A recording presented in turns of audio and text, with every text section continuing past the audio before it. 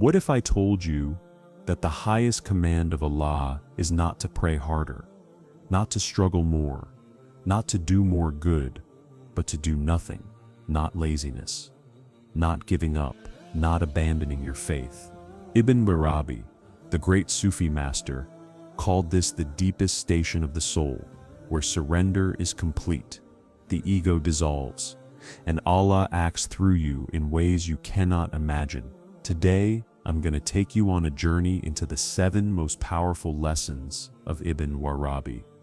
Lessons that will change how you see action, worship, and even your own existence. If you're ready to experience the strange, beautiful truth of doing nothing, do nothing is not inaction. It is surrender. When people hear the words do nothing, their mind immediately resists. Because from childhood, we are taught that value comes from effort, that success comes from control, that closeness to Allah must be earned through constant doing. Ibn ʿArabi shattered this assumption.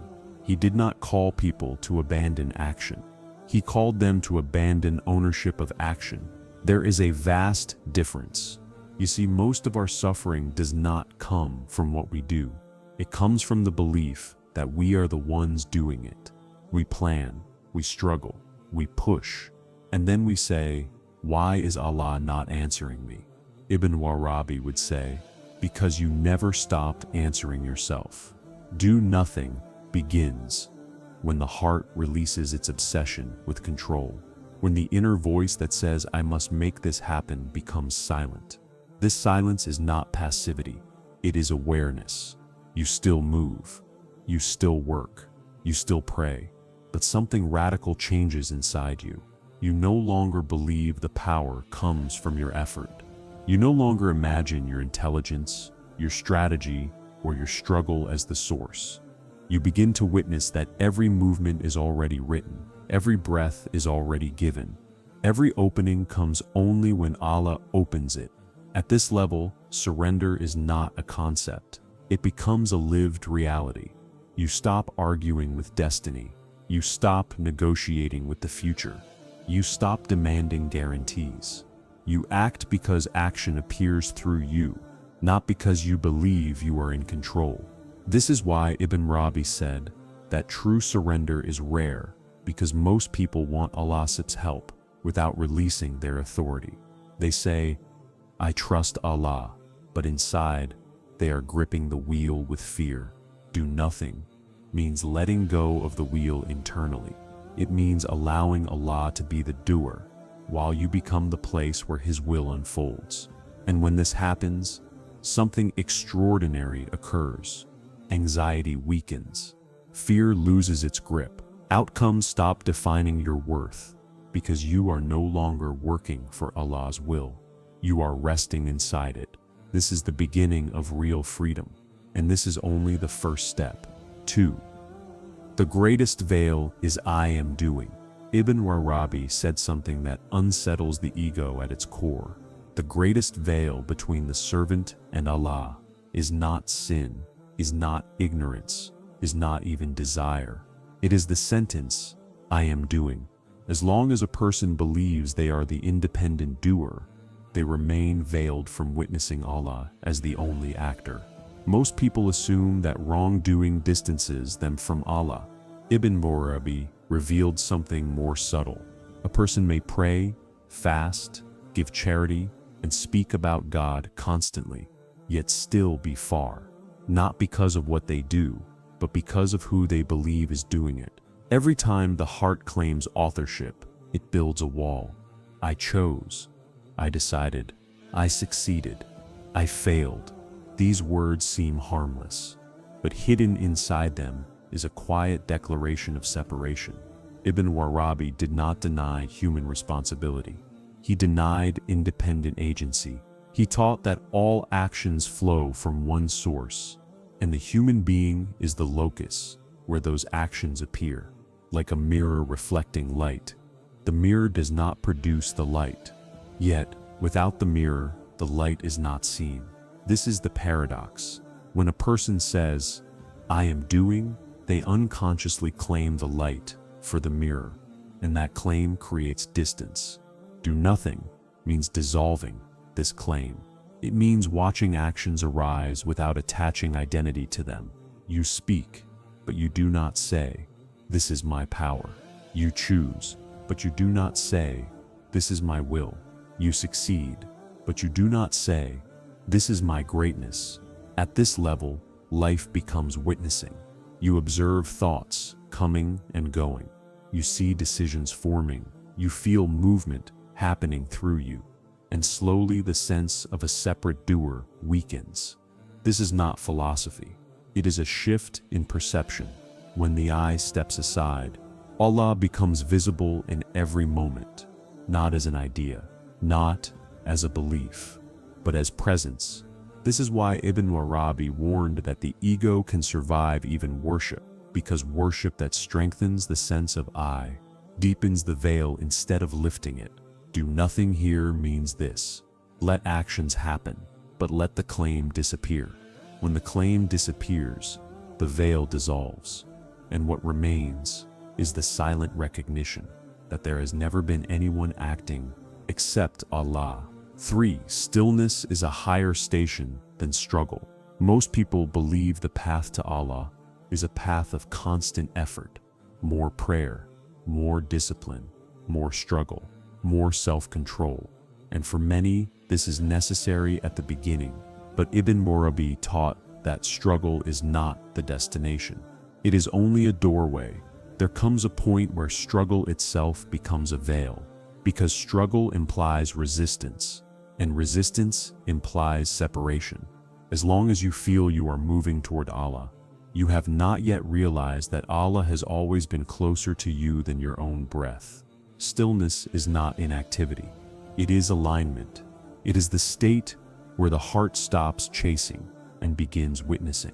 In struggle, the servant says, "I am trying to reach Allah." In stillness, the servant realizes there is nowhere to go. This realization does not come from effort. It arrives when effort exhausts itself. Ibn ʿArabi described this station as a subtle resting of the soul. The mind no longer argues with what is. The heart no longer demands outcomes. The inner tension that once fueled spiritual ambition dissolves, and in that dissolving, clarity appears. You begin to sense that Allah is not waiting at the end of your struggle. He is present in the moment when struggle ends. This is why many people feel closest to Allah in moments of helplessness, not because helplessness is holy, but because the illusion of control collapses. Stillness is that collapse, embraced consciously. It is the surrender that says, "I no longer need to force my way into meaning." In this station, actions continue, but urgency disappears. Prayer becomes natural. Remembrance becomes effortless. Trust replaces anxiety. You are no longer climbing toward God. You are standing where you have always been. This is why Ibn ʿArabi said that true stillness is rare, because the ego feeds on striving. It wants progress, rank, and achievement, even in spirituality. Stillness starves the ego, and when the ego is quiet, the heart hears what was always speaking. This is not the end of the path, but it is the moment the path turns inward. And from here, movement is guided, not forced. Or tawakkul is doing nothing internally. Most people misunderstand tawakkul.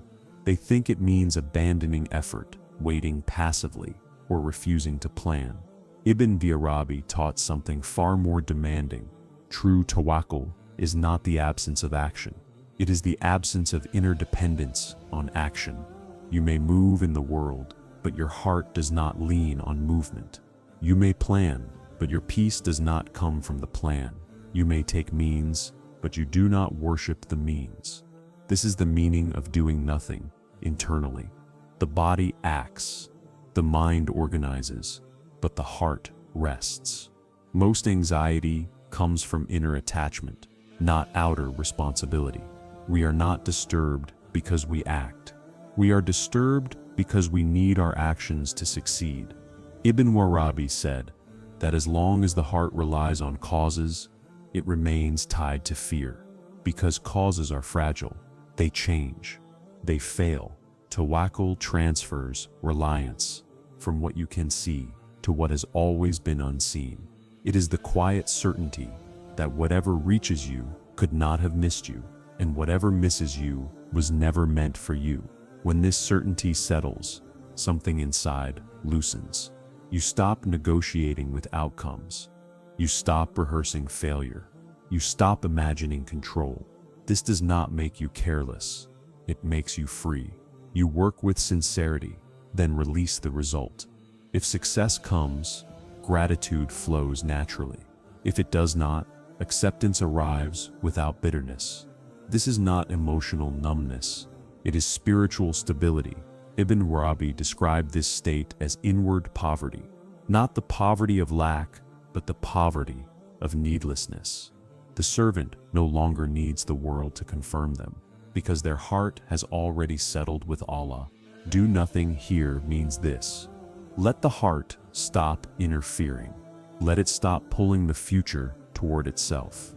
Let it rest in the certainty that the one who brought you here is the one carrying you forward.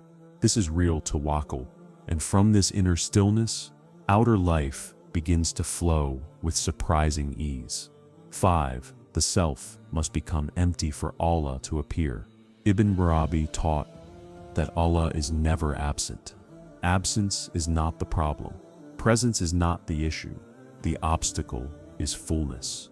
The human self is crowded with opinions about who we are, crowded with stories about what should happen, crowded with memories, expectations, fears, and desires. And this noise creates the illusion of separation. We say we are searching for Allah, but Ibn ʿArabi would say, what you are really searching for is silence. Because Allah does not need to arrive. He does not need to be invited. He does not need to be proven. What needs to happen is that the self needs to step aside.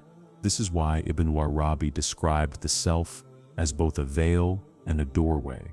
When the self is full, it veils. When it is empty, it reveals. Most people misunderstand emptiness. They think it means losing personality, or abandoning thought, or erasing individuality. But Ibn ʿArabi spoke of a deeper emptiness, an emptiness of claim. The self usually says, this is my life, these are my problems, this is my path, this is my pain. Each of these statements tightens identity, and every tightening creates distance. Emptiness begins when the heart stops insisting on ownership. You still feel emotion, you still experience thought, you still move through the world, but something subtle changes. You no longer say, this is happening to me. You begin to sense, this is happening, without the added weight of me. This shift is small, but its impact is immense.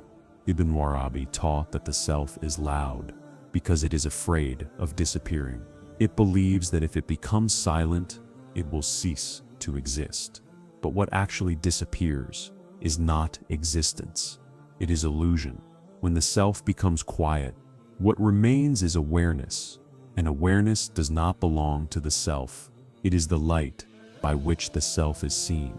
This is why Ibn ʿArabi said that the polished heart reflects divine reality. A mirror does not add anything. It removes distortion. Likewise, emptiness is not about adding spirituality. It is about removing interference. This is what do nothing means at this level. Stop narrating your existence. Stop constantly explaining who you are. Stop labeling every moment as success or failure. Stop turning experience into identity. Let events pass through you without immediately claiming them. In the beginning, this feels uncomfortable because the self wants to react. It wants to judge. It wants to defend. But if you remain still inside, a deeper clarity emerges. You begin to notice that peace does not come from control. It comes from openness. The more space the self releases, the more presence becomes visible, not as a vision, not as a sound, but as a quiet certainty that you are held. Ibn Arabi taught that Allah is known not through effort, but through removal. When the cup is full, nothing can be poured in. When the cup is empty, it receives effortlessly. This emptiness is not loss, it is readiness. It is the state in which Allah is not thought about, but recognized, not imagined, but witnessed, not searched for, but allowed. This is why Ibn ʿArabi said that the most dangerous idol is the self that believes it is seeking God, because as long as the seeker is full of itself, the sought remains unseen. Do nothing here means let go of the inner grasp. Let the self relax its grip on existence, and in that release, what has always been present becomes unmistakably clear. 6. Worship is not movement, it is presence. Most people believe worship is something they do. They measure it by motion, by repetition, by time spent standing, bowing, prostrating. And while these forms are sacred, Ibn Arabi warned that form without presence can become another veil, because Allah is not impressed by motion. Movement does not reach him. Sound does not carry him your words. Effort does not increase his nearness. What reaches Allah is presence. Ibn ʿArabi taught that worship is not an act performed by the body, but a state witnessed by the heart. The body may be praying while the heart is absent, and the heart may be present even when the body is still. This is why many people leave prayer unchanged, not because prayer lacks power, but because presence never arrived. The greatest misunderstanding is thinking that worship pulls Allah closer. In truth, worship removes what blocks awareness of His closeness. When you stand in prayer, believing you are presenting something to Allah, you subtly place yourself as the giver and Allah as the receiver. This reinforces the sense of I. Ibn ʿArabi taught a deeper posture. Stand in prayer, knowing that Allah is the one who brought you to stand. Bow, knowing that Allah is the one bowing you. Prostrate, knowing that Allah is the one lowering you. At this point, worship becomes witnessing. You are no longer performing prayer. Prayer is happening. The self does not disappear suddenly. It loosens. The inner commentator quiets. You stop thinking, am I praying correctly? Am I focused enough? Am I sincere? These questions return the self to the center. Presence is not self-observation. It is self-forgetting. This is why Ibn ʿArabi said that the highest worship is silent. Not because words are rejected, but because silence carries no claim. In silence, there is no performer. There is only awareness, and awareness recognizes what has always been there. Worship then becomes a meeting without distance. Not I am here and Allah is there, but a single field of attention in which separation dissolves. This does not negate law or ritual. It fulfills them. The body obeys. The tongue recites. The limbs move, but the heart rests. And in this resting, worship stops being effort and becomes intimacy. Ibn ʿArabi taught that when presence enters worship, time collapses. A moment contains eternity. A single prostration outweighs years of heedless devotion. This is why saints are described as people whose hearts are always in prayer, not because they never leave the mosque, but because presence never leaves them. Do nothing here means this: stop trying to make worship happen. Let it happen. Stop forcing concentration. Allow attentiveness to settle naturally. When the self steps aside, do not chase presence. Remove distraction. Do not manufacture sincerity. Release pretense, and slowly, worship transforms. It is no longer something you do for Allah. It becomes something Allah does through you, and in that moment, the command to do nothing reveals its deepest meaning. 7. Let Allah be Allah, the highest station. Ibn ʿArabi taught that the final veil is not ignorance. It is interference. Most people believe their task is to reach Allah, to understand Him. to explain him, to defend him, to represent him. But Ibn ʿArabi revealed a truth that dissolves all effort. Allah does not need your help to be Allah.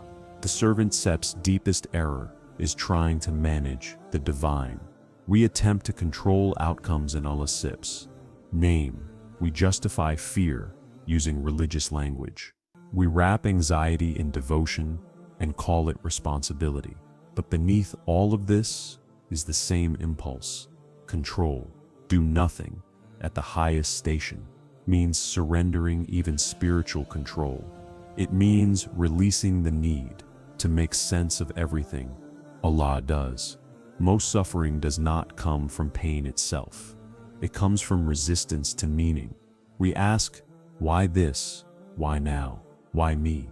These questions are not sinful, but they reveal attachment to explanation. Ibn ʿArabi taught that certainty does not come from answers. It comes from trust so deep that questions lose urgency. Letting Allah be Allah means allowing His wisdom to remain His. You no longer rush to interpret events as punishment or reward. You no longer assume every hardship must be justified. You no longer need clarity to remain faithful. Faith becomes stable without understanding.